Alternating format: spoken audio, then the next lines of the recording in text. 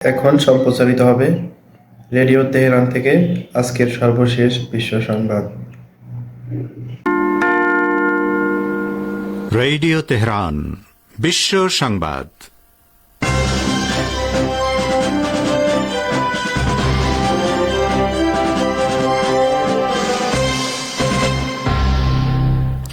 সংবাদ শিরোনাম।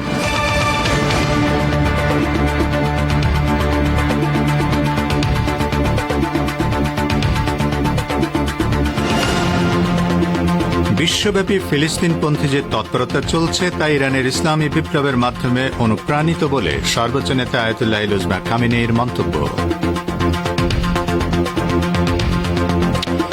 বাংলাদেশকে ভিক্ষুকের জাতিতে পরিণত করতেই সাম্প্রতিক সহিংসতা বললেন প্রধানমন্ত্রী। সহিংসতার কারণে ইন্টারনেট বন্ধ হয়ে গেছে, দাবি পলকের। বাংলাদেশের সাম্প্রতিক কোটা সংস্কার আন্দোলন সম্পর্কে পশ্চিমবঙ্গের মুখ্যমন্ত্রী যে বক্তব্য দিয়েছিলেন তার পক্ষে শক্ত অবস্থান নিলেন মমতা ব্যানার্জি। এবং গাজার দের আল বালা এলাকার একটি ফিল্ড হাসপাতালে ইসরায়েলের বিমান হামলায় কমপক্ষে ৩৫ ফিলিস্তিনির শাহাদাত, বেশিরভাগই নারী ও শিশু।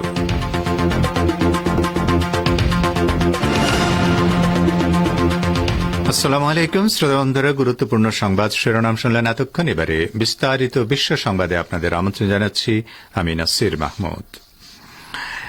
ইসলামী প্রজাতন্ত্র ইরানের সর্বোচ্চ নেতা আয়াতুল্লাহ ইলুজমা খামেনেই বলেছেন, বিশ্বব্যাপী ফিলিস্তিনপন্থী যে তৎপরতা চলছে তা ইরানের ইসলামী বিপ্লবের মাধ্যমে অনুপ্রাণিত।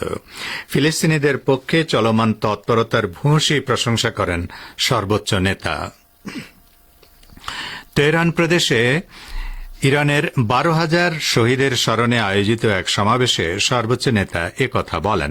সর্বোচ্চ নেতা ৮ বছরের পবিত্র প্রতিরোধ যুদ্ধে ইরানি যোদ্ধাদের বীরত্বপূর্ণ ভূমিকার ব্যাপক প্রশংসা করে বলেন, তারা পবিত্র প্রতিরক্ষার সময় ইসলামী প্রজাতন্ত্রের ভেতরে ও বাইরে প্রতিরোধ এবং সহনশীলতার বার্তা পৌঁছে দিয়েছিল।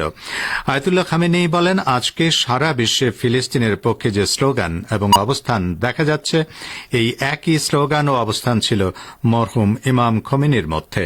তার সেই স্লোগান এবং অবস্থান ধারণ করেছিল ইরানের জনগণ। ইরানের সেনাবাহিনী ইসলামী প্রজাতন্ত্র রক্ষায় নিজের প্রতিশ্রুতি পুনর্ব্যক্ত করে হুঁশিয়ারি উচ্চারণ করে বলেছে, ইরানের কসম খাওয়া শত্রুরা যেন জেনে রাখে তাদেরকে ইরানের কোনো ক্ষতি করার অনুমতি দেওয়া হবে না। ইরানের ইসলামী শাসন ব্যবস্থা বিরোধী সন্ত্রাসী গোষ্ঠী এমকেওর ইরান বিরোধী এক অভিযানের ৩৬তম বার্ষিকী উপলক্ষে শুক্রবার এক বিবৃতিতে সেনাবাহিনী ওই হুঁশিয়ারি উচ্চারণ করে। বিবৃতিতে আরও বলা হয়েছে, সেদিন এমকেওর বিরুদ্ধে অভিযান চালাতে ব্যর্থ হলে তারা ইরান দখল করে নিতে পারত। বিবৃতিতে বলা হয়, এমকেও সন্ত্রাসীরা ভেবেছিল ১৯৮০ সাল থেকে ইরাকের চাপিয়ে দেওয়া ৮ বছরের যুদ্ধের কারণে ইরান দুর্বল হয়ে গেছে। এই অবস্থায় ইরানে ঢুকে পড়তে পারলেই দেশটি দখল করে নেওয়া যাবে। কিন্তু সন্ত্রাসী গোষ্ঠীকে সেদিন এমন শিক্ষা দেওয়া হয় যে এটি আর কখনো এমন বেপরোয়া হামলা চালানোর কথা কল্পনাও করেনি। গাজা উপত্যকার অসহায় ফিলিস্তিনি জনগণের বিরুদ্ধে ইসরায়েলের বর্বরচিত গণহত্যার বিরুদ্ধে প্রতিবাদ জানাতে ইয়েমেনের লাখ লাখ মানুষ গতকালও দেশটির রাজপথে নেমে এসেছে। ২০২৩ সালের ৭ অক্টোবরের পর থেকে প্রতি শুক্রবার ইসরায়েল বিরোধী বিক্ষোভ করে আসছেন ইয়েমেনের বিপ্লবী জনতা। রাজধানী সানায় গতকালের বিক্ষোভে অন্তত ২০ লাখ লোক সমবেত হয়েছিলেন এবং তারা ইসরায়েলের বিরুদ্ধে আরও বড় ধরনের প্রতিশোধমূলক হামলা চালানোর জন্য ইয়েমেনের সেনাবাহিনীর প্রতি আহ্বান জানান। টানা ৪০তম সপ্তাহের মতো অনুষ্ঠিত এই বিক্ষোভে লাখ লাখ মানুষ ইয়েমেনের পাশাপাশি ফিলিস্তিনি পতাকা বহন করেন এবং তারা ইসরায়েল ও আমেরিকার বিরুদ্ধে স্লোগান দেন। বিক্ষোভকারীরা বলেন, ইয়েমেনের সশস্ত্র বাহিনী ইসরায়েল বিরোধী যে অভিযান চালাচ্ছে তার প্রতি তাদের পূর্ণ সমর্থন রয়েছে এবং এই হামলা যেন জোরদার করা হয়। আপনারা বিশ্ব সংবাদ শুনছেন রেডিও তেহরান থেকে। বাংলাদেশ, ভারত ও মধ্যপ্রাচ্যে শর্টওয়েভ ২৫ মিটার ব্যান্ডে আর বিশ্বজুড়ে ইন্টারনেট ও স্যাটেলাইটে। বাংলাদেশের প্রধানমন্ত্রী শেখ হাসিনা বলেছেন, দেশের অর্থনীতিকে পঙ্গু করে দিয়ে আগের মতো ভিক্ষুকের জাতিতে পরিণত করতেই এমন সহিংসতা চালানো হয়েছে। আজ সকালে পঙ্গু হাসপাতালে কোটা সংস্কার আন্দোলন ঘিরে সহিংসতায় আহতদের দেখতে গিয়ে তিনি কথা বলেন। প্রধানমন্ত্রী বলেন, আন্দোলনের নামে এতগুলো পরিবারের ক্ষতি হল, এর দায়িত্ব কার? এর বিচার দেশবাসীর কাছে চাই। এ সময় সরকার আহতদের চিকিৎসার সব ধরনের ব্যবস্থা করবে বলেও জানান শেখ হাসিনা। পঙ্গু হাসপাতালে চিকিৎসাধীন আহতদের খোঁজখবর নেন প্রধানমন্ত্রী। তিনি আহতদের সুচিকিৎসার জন্য হাসপাতাল কর্তৃপক্ষকে প্রয়োজনীয় নির্দেশনা দেন। এর আগে কোটা সংস্কার আন্দোলনে সংঘর্ষে আহতদের দেখতে শুক্রবার ঢাকা মেডিকেল কলেজ হাসপাতালে গিয়েছিলেন প্রধানমন্ত্রী শেখ হাসিনা। বাংলাদেশের ডাক, টেলিযোগাযোগ ও তথ্য প্রযুক্তি প্রতিমন্ত্রী জুনায়েদ আহমেদ পলক বলেছেন, সরকার দেশে ইন্টারনেট বন্ধ করেনি, ইন্টারনেট বন্ধ হয়ে গেছে। আজ প্রধানমন্ত্রীর আইসিটি উপদেষ্টা সজীব ওয়াজেদ জয়ের ৫৩তম জন্মদিন উপলক্ষে এক অনুষ্ঠানে একথা বলেন প্রতিমন্ত্রী। সরকারি চাকরিতে কোটা সংস্কারের দাবিতে আন্দোলনকে ঘিরে শুরু হওয়া সংঘর্ষের মধ্যে গত ১৮ জুলাই রাত ৮:৩০টার পর থেকে দেশে ব্রডব্যান্ড ইন্টারনেটের সংযোগ বন্ধ হয়ে যায়। ওই দিন প্রতিমন্ত্রী বলেছিলেন, শিক্ষার্থীদের আন্দোলনকে ঘিরে সামাজিক যোগাযোগ মাধ্যমে স্বার্থান্বেষী মহলের নানা গুজব আর অস্থিতিশীল পরিস্থিতির জন্য সাময়িকভাবে মোবাইল ইন্টারনেট বন্ধ করা হয়েছে। এর জন্য পূর্বে কোনো ঘোষণা দেওয়া হয়নি। পরিস্থিতি বুঝে এই সিদ্ধান্ত নেওয়া হয়েছে। পরিস্থিতি স্বাভাবিক হলে দ্রুত সংযোগ দেওয়া হবে বলেও জানিয়েছিলেন তিনি। বাংলাদেশের কোটা সংস্কার আন্দোলন ইস্যুতে মন্তব্য করে ভারতের কেন্দ্রীয় সরকারের তোপের মুখে পড়েছেন পশ্চিমবঙ্গের মুখ্যমন্ত্রী মমতা বন্দ্যোপাধ্যায়। তবে পাল্টা জবাবে তিনি বলেন, অন্যদের চেয়ে তিনি পররাষ্ট্রনীতি বেশি বোঝেন।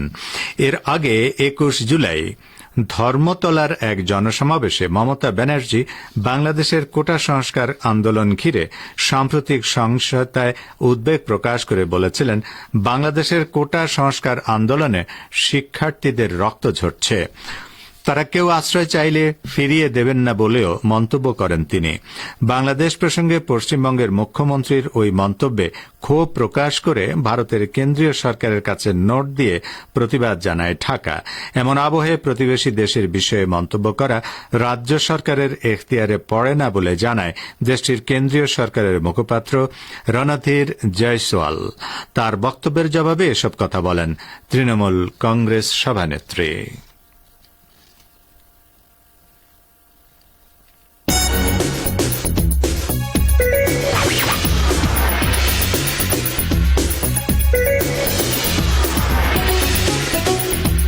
রেডিও তেহরান, খবরের সঙ্গে ২৪ ঘন্টা। ভিজিট করুন আমাদের ওয়েবসাইট parstoday.ir/dn।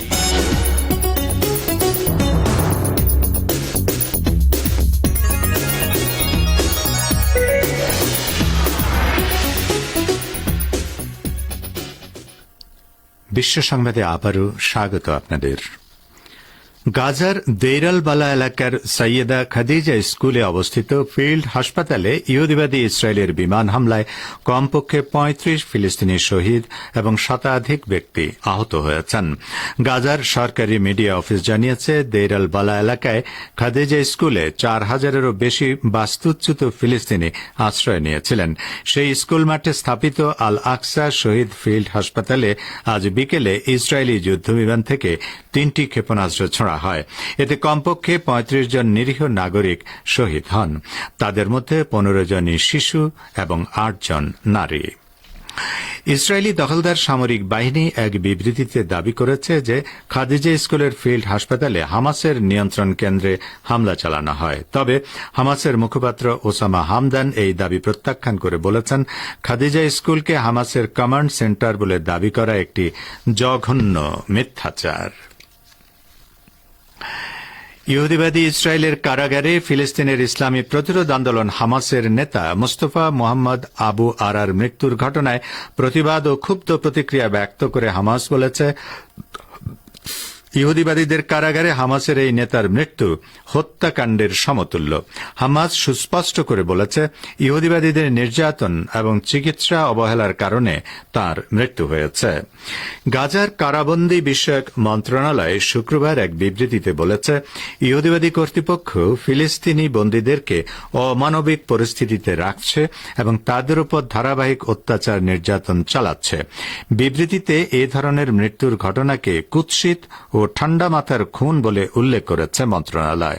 বিবৃতিতে আরও বলা হয়েছে, ইসরায়েল এ ধরনের ঘটনা ঘটালেও তা আন্তর্জাতিক সংস্থাগুলোর নজরের বাইরে থাকছে।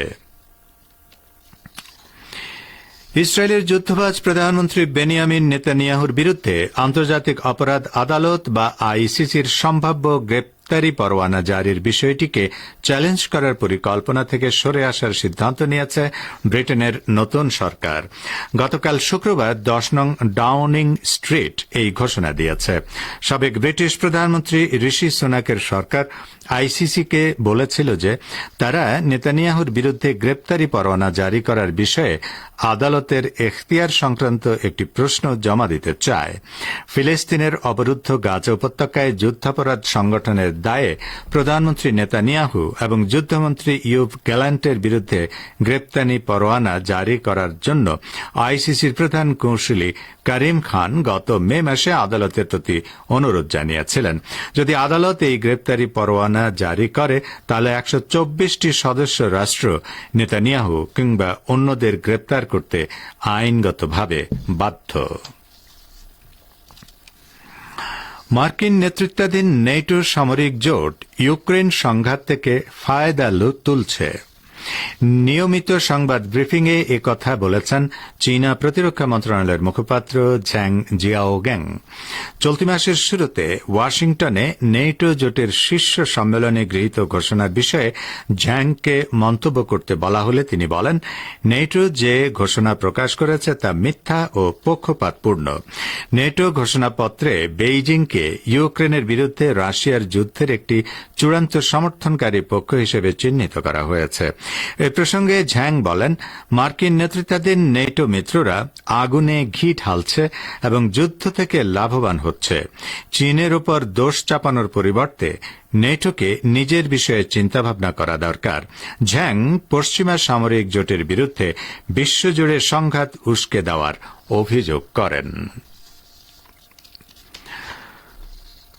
রাশিয়ার প্রেসিডেন্ট ভ্লাদিমির পুতিনের প্রেস সচিব দিমিত্রি পেসকভ বলেছেন, রুশ ইতিহাসের ক্ষেত্রে ডোনাল্ড ট্রাম্প খোলা মনের হতে পারেন, তবে তিনি মস্কোর বিরুদ্ধে নিষেধাজ্ঞার দৌড় শুরু করেছিলেন।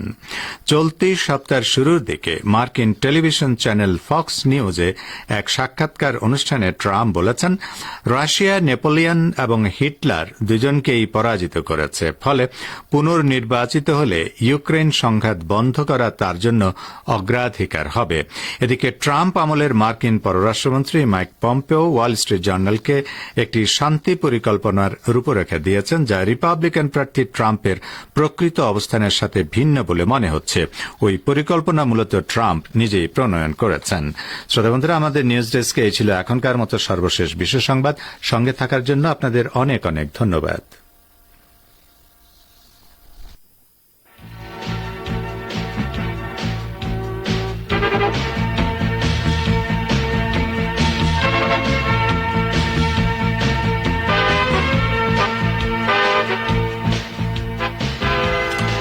বিশ্ব সংবাদ শুনলেন রেডিও তেহরান থেকে। এবারে আমন্ত্রণ জানাচ্ছি সংবাদ ফাঁসের অনুষ্ঠান দৃষ্টিপাতে। আমেরিকায় অভিবাসী শিশুরা দুর্বিষহ জীবনযাপন করছে। তারা ওয়াশিংটনের ভুল অভিবাসন নীতির নীরব শিকারে পরিণত হয়েছে। বিস্তারিত প্রতিবেদনটি শুনুন গাজী আব্দুর রশিদের পরিবেশনায়। মার্কিন যুক্তরাষ্ট্রের প্রবেশ করা অভিবাসী, যাদের একটি বড় অংশ শিশু, তাদের বেশিরভাগ আসে ল্যাটিন আমেরিকার বিভিন্ন দেশ থেকে। এসব অভিবাসী শিশু যুক্তরাষ্ট্রে যে ভয়াবহ দুর্বিষহ জীবন কাটাতে বাধ্য হয়, তা ওয়াশিংটনের ভুল অভিবাসী নীতির মারাত্মক কুফল বলে পর্যবেক্ষকরা মনে করেন।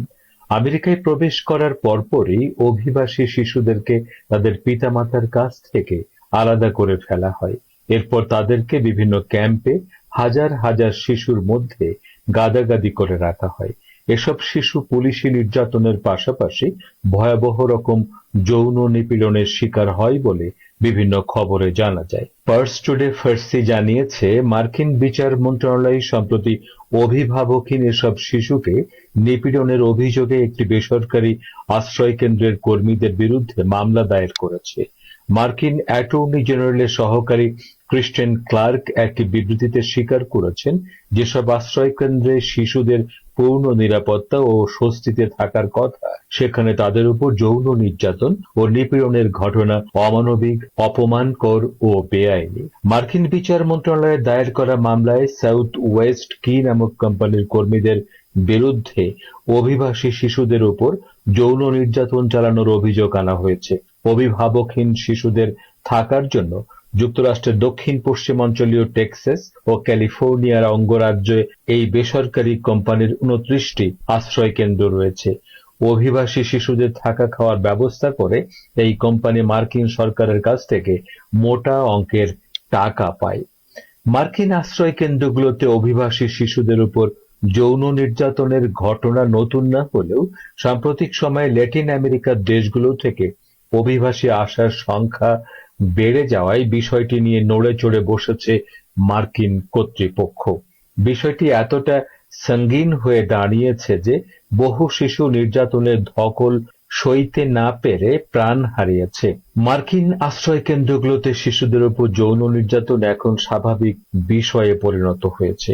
মার্কিন বিচার মন্ত্রণালয়ের অভিযোগে বলা হয়েছে, আশ্রয় কেন্দ্রগুলোতে থাকা শিশুদের নগ্ন করে ছবি তোলা, তাদের শরীরের স্পর্শকাতর স্থানে হাত দেয়া, জড়িয়ে ধরা এবং চূড়ান্ত যৌন নির্যাতন করা এখন এসব কেন্দ্রের কর্মকর্তা ও কর্মীদের দৈনন্দিন রুটিনে পরিণত হয়েছে।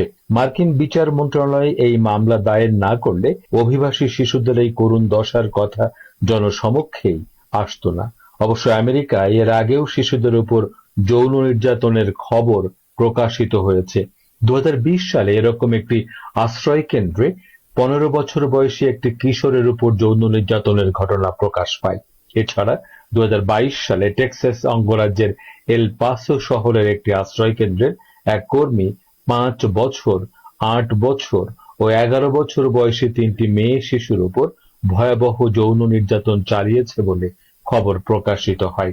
নির্যাতনের শিকার 8 বছরের শিশুটি আদালতকে জানায়, নির্যাতনকারী ব্যক্তি তাকে হুমকি দিয়েছিল, সে যদি নির্যাতনের কথা প্রকাশ করে তাহলে তার পরিবারের সব সদস্যকে হত্যা করা হবে।